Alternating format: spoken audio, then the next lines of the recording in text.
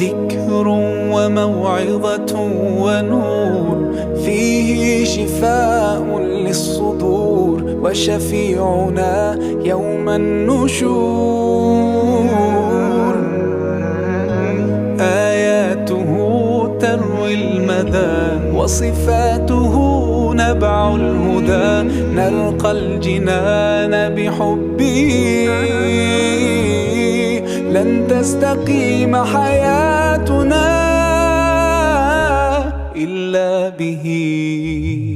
هو القرآن والفرقان، إليه تنصت الأكوان، وفيه تعطر الآذان. والقرآن